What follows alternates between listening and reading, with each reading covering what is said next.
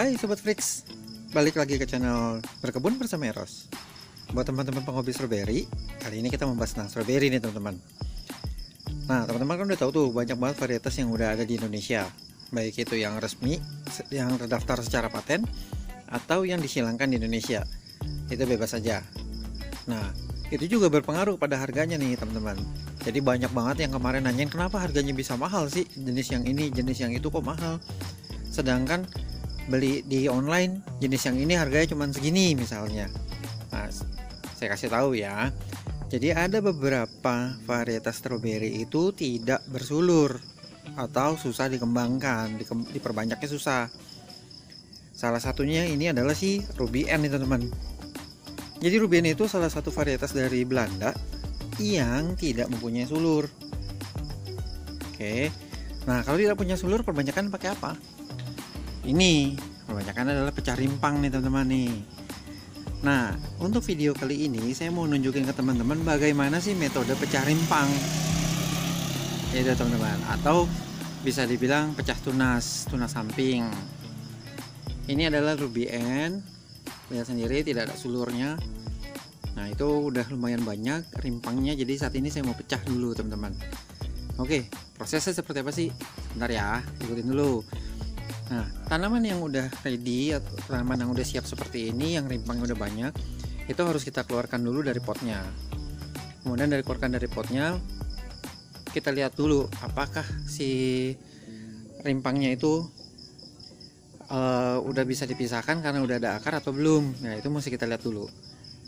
Nih, ini si biang rese nih kalau setiap saya lagi ngutak-ngutik strawberry. Oke teman-teman, itu dulu. Bentar tunggu ya. Saya harus keluarin ini dulu, tunggu sebentar. Nah ini adalah tanaman Ruby N yang udah saya keluarkan dari potnya. Itu potnya, ini bagian akarnya, kemudian ini rimpangnya ada terlalu banyak. Lantas kita mesti lihat dulu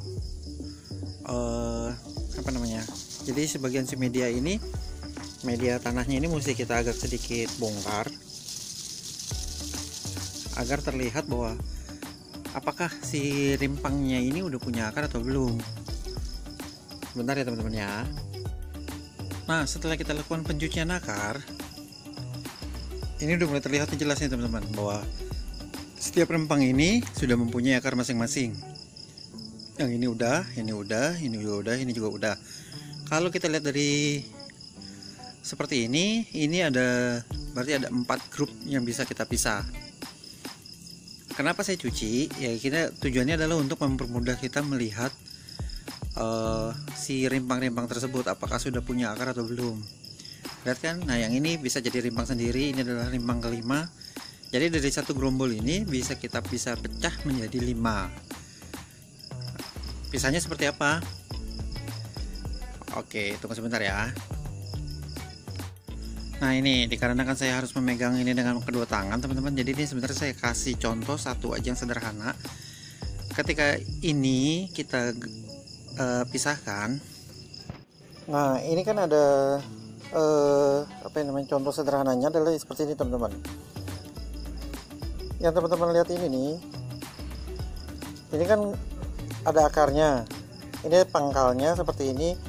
Nah itu kita goyangkan dan lihat apakah ini terpisah atau enggak. Nah seperti ini kan udah terpisah nih. Itu tinggal kita tarik hati-hati agar akarnya itu tidak rusak teman-teman. Perlahan-lahan kita pisahkan akarnya. Jangan terlalu kasar karena kita membutuhkan akar ini tetap sehat ya teman-teman. Dan biasanya itu akar itu sebenarnya terpisah tapi karena dia menggerumbul. Nah seperti ini teman-teman. Nih udah jadi satu individu sendiri. Oke teman-teman, itu dulu, nanti saya kasih lanjutannya ya. Nah ini adalah hasil dari pemisahan yang tadi teman-teman. Kita dapat 1, 2, 3, 4, 5. Ada 5 rimpang seperti yang saya bilang. Kondisi akarnya, nah ini ada satu yang kecil. Kondisi akarnya masih pada bagus, pada ada, termasuk yang ini. Kemudian kita lanjut ke tanam.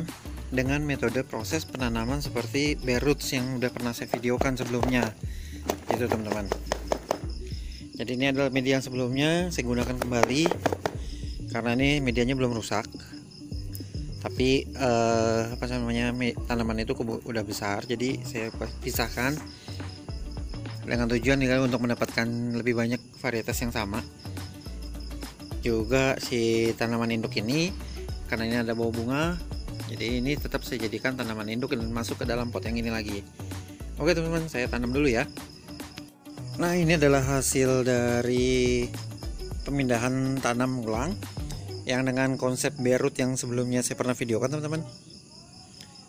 Sekarang udah punya, jadi ada beberapa bibit. Yang ini satu adalah beda ya, ini Kamara.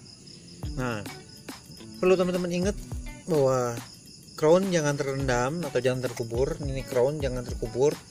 Juga tanaman tidak boleh lewat dari batas pot. Untuk yang satu ini karena ukurannya sudah terlalu besar, jadi saya pakai ukuran pot 10.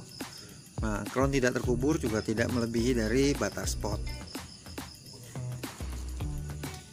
Itulah sekilas tentang pemecahan rimpang tunas samping dengan tujuan itu untuk memperbanyak jumlah kuantitas barangnya atau kuantitas jenisnya.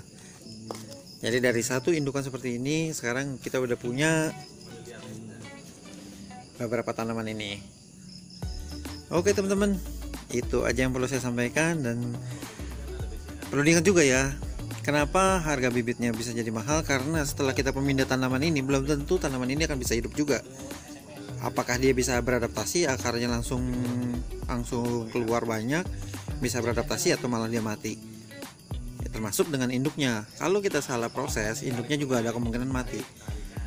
Jadi ingat ya teman-teman, kenapa tanaman ini bisa mahal ya, karena satu, prosesnya untuk perbanyakannya sulit, tingkat kematiannya juga bisa terjadi. Nah, itulah menyebabkan kenapa harganya mahal.